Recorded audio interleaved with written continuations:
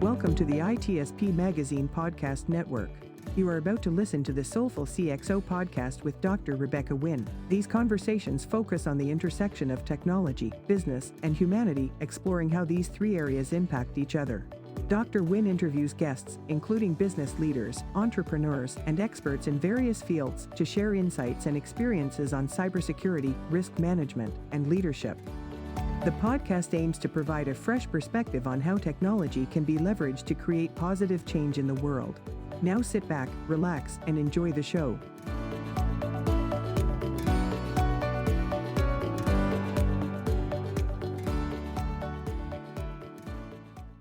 Welcome to the Soulful CXO. I am your host, Dr. Rebecca Wynn. We are pleased to have with us Jane Frankland. She is a popular keynote speaker, board advisor, university guest lecturer, and she regularly shares her expertise in iconic world media outlets.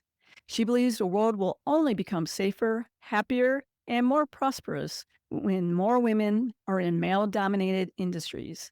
That's why she authored her best-selling book, Insecurity. Wikipedia and LinkedIn recognize her as a top voice, and UNESCO has called her a trailblazing woman in technology. She is following her passion to make women in cybersecurity a standard, not an exception. Jane, it's great to see you again, and welcome to the show. Amazing. Thank you, Rebecca. I'm so happy to be here. Can you explain how you started out? When you first went to university, technology wasn't even on the radar. How did that journey go? Yeah, that's absolutely right. I was following my passion, which was art and design. I have a degree in woven textile design. And so what happened to me was my parents always said, do what you love, do what you're good at. And I was very arty. So that's what I chose to do. And was doing really well as a designer. Continued working as a designer for a little while, and I got an agent selling work all around the world. I was showing in some amazing galleries, but the money wasn't really coming in. So for me, I was a single parent and I needed to make a decision. I needed to make a change. I get a proper job. I went straight into building a business in technology and specializing in security, information security, IT security, which is what it was called then.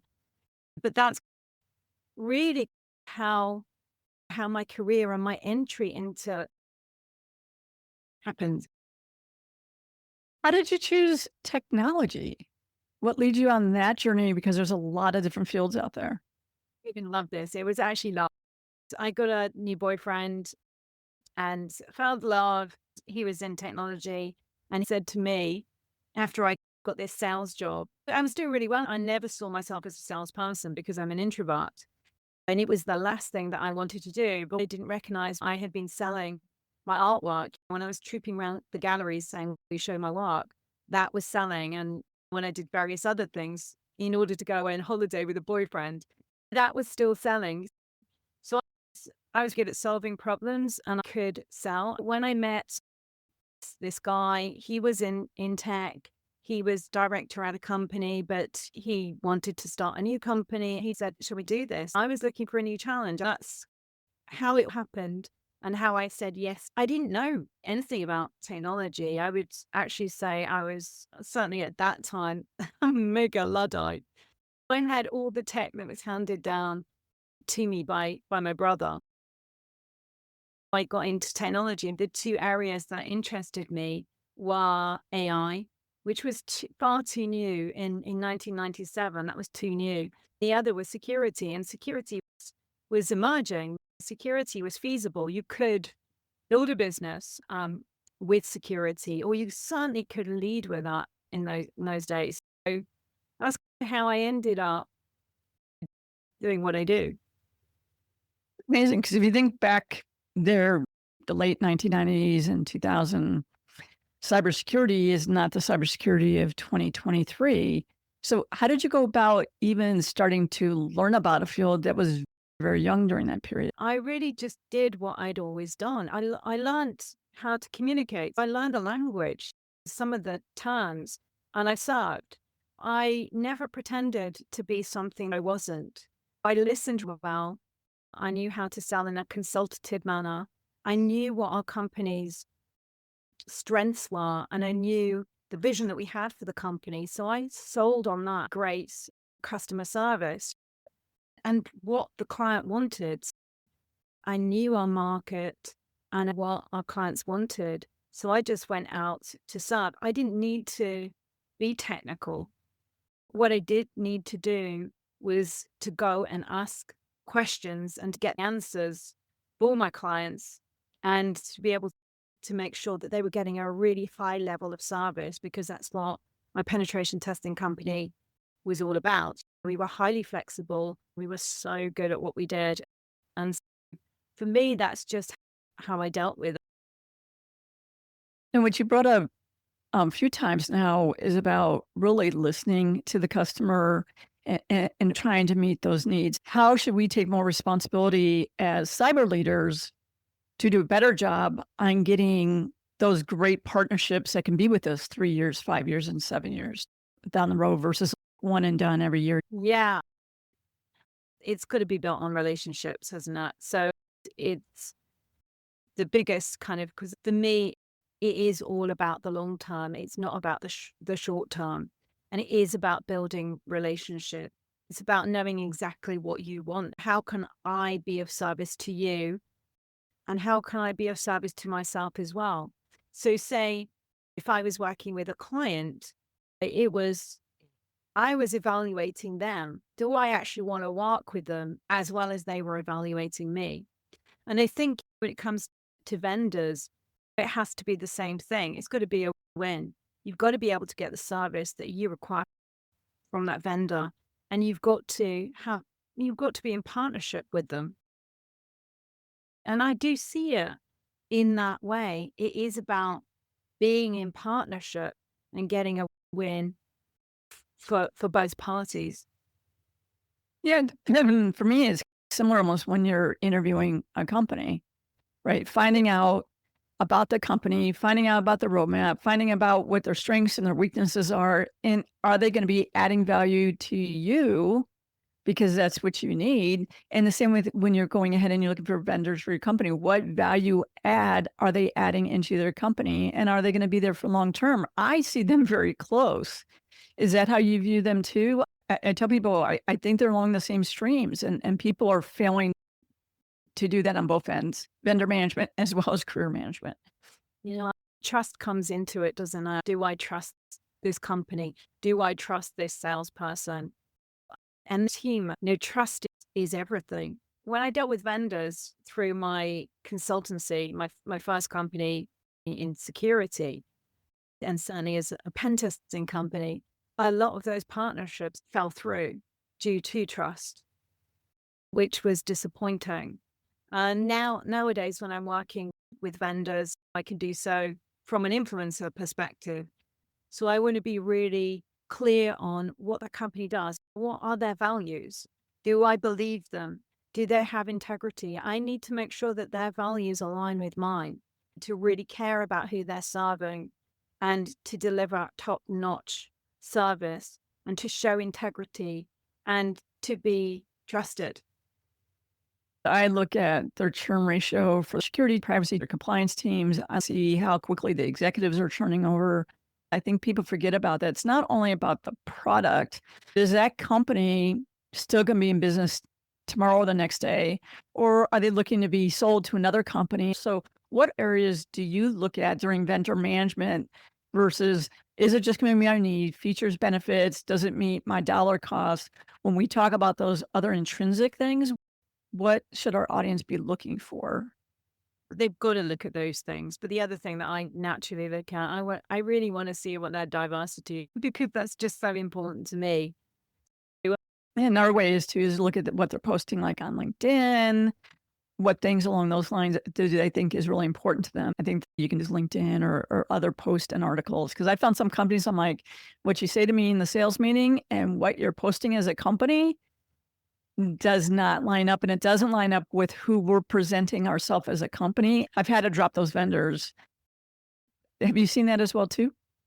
Yeah, absolutely. It's like what you get.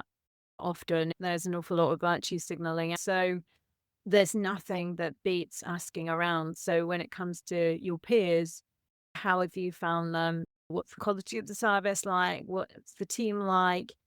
Do they actually practice what they preach? So yeah, I always ask around. And you mentioned about looking at diversity of the company and really the leadership as well too. There's some companies who think if you are not 40, you're not going to be hired, or if you don't have a college degree, we're not even going to look about how many years that you've really put into the school of hard knocks and self-education. Yeah, absolutely. I'm not seeing it improve. I'm tired of us being in the same situation that we were when I wrote my book. And I wrote that book in 2016, published in 2017. But I'm very frustrated because I don't see much change. I am seeing women being more visible, which is great. That's fantastic. I am seeing them speaking out more. I'm seeing them writing more. So I'm seeing them doing more and being more visible, which is great for my careers. But I'm not seeing companies do anything at all. If they are actually doing something, it will be getting a woman in to speak. And usually they're asking that woman to come in and speak for free. The changes we need aren't happening because other things are more important to them. Most of the leaders are guys and they are busy doing other things and they're not a woman. So they just, even when they've got daughters and even when they believe in it, they can't ever know what it feels like to be a woman. Other priorities are just taking preference for them. And I don't blame them for that at all because the situation for us in cybersecurity is really tough at the moment. It's so tough. The levels of burnout are absolutely huge. I spoke to someone the other day. He was working his weekend. He was going to he was going to have to travel on Sunday. He'd had a heart attack earlier in the year. The company he was working at had hiring freezers. He was working in a small team. They'd lost 4 people. They couldn't recruit and they'd won more business. So his working manner, that the hours were huge and there was no solution. It's really tough out there. What do you think the solution is for burnout? We keep getting shifted left, trying to become chief as part of the suite, the suite light. And now we're pretty much allowed places where suite non-existent. And they really want a security engineer or network engineer or even desktop engineer to be a CISO. And I find that I think more breaches are going to happen of that. But of course, they're going to get burned out. And then, like you said, if you end up having a seasoned CISO come in, then you find out I joined a job one time and then immediately they said, we just let 17 of your people go. And I would say, what? I didn't have those skill sets. And then I had to pick up the slack. I think we're not getting positioned right as a viable department and being critical. It's going back to almost like 2015 all of a sudden and attitudes. It's almost like we've got the title, but we don't have Cloud. Yeah, absolutely. We don't. We're not getting that seat at the table, which affects our jobs, doesn't it? Because those decisions are being made without us being there to influence anything. And then we have to execute. But yeah, so it's really tough for C-levels, for CISOs right now. And the only way I think for change to occur is by CISOs actually doing 2 things. They can step up and they can learn to communicate more effectively. And the other thing that they can do is push back. It's that not tolerating, which a lot of them are doing. A lot of them are leaving. I read that piece from Gartner and it said 25% of CISOs would be leaving the industry in the next 2 years. Over 50% would be changing jobs. That didn't surprise me because the changing of jobs is consistent. They don't stay in a job very long. I think 25 is way understated, especially from all the interviews I've conducted this year. It's probably more around 43%. And I think part of the reason for that is I call it the great bait and switch.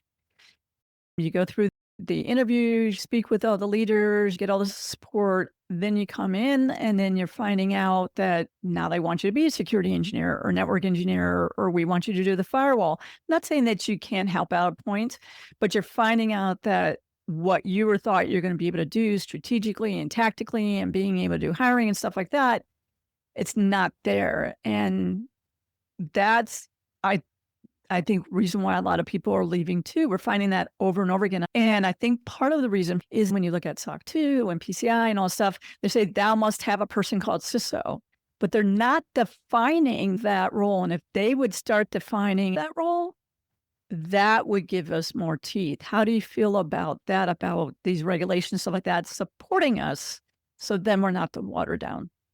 Absolutely. Anything that can help us right now. We need help, support, because we're not getting it. So I think it's time to revolt. I wish we could strike. Could we have a CISO strike? I don't want Yeah. anybody's data to be breached, but in concept. I wish we had a union, a trade union where we had a body that could lobby for us, because we really need it. I think the one thing that we can do, and I do, is I walk away from a bad situation. I do go ahead and say no. When I find out that there is a bait and switch, there is a company out there who will value you. Being able to say no, there is a better opportunity out there. If more people say no to the cut down in the industry, that would help. But some argue I do need the paycheck. That's why money management comes in. Squirrel a bit away for a rainy day when you need it, because then it gives you options.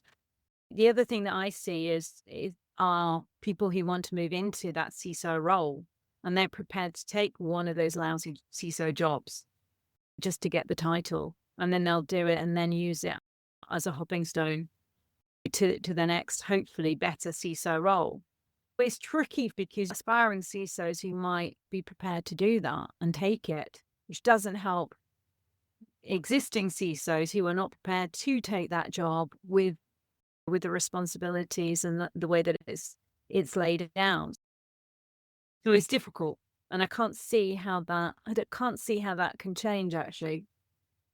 More breaches are going to happen because they're hiring less experienced people. It's better to go ahead and hire a really experienced person than maybe bring a person who has the heart and soul and the background and stuff like that to maybe be a deputy and train up. Yeah, quite frankly, I can't understand anyone wanting to be a CISO. To me, it's like, why would you want to be a CISO? Oh my God, that's a tough gig. Yeah, talk about pressure. But some people do, and we need them. Go for it. It's a hell of a job right now. So our time, unfortunately, is running short. Jane, thank you for being on the show. Thanks, Rebecca.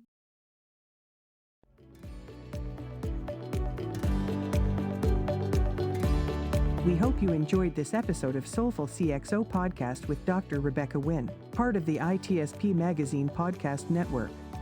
If you learned something new and this conversation made you think, then add this show to your favorite podcast player. Subscribe to the ITSP Magazine YouTube channel and share the ITSP Magazine podcast network with your friends, family, and colleagues. If you represent a company and wish to connect your brand to our conversations and our audience, visit itspmagazine.com to learn how to sponsor one or more of our shows. We hope you will come back for more stories and follow us on our journey.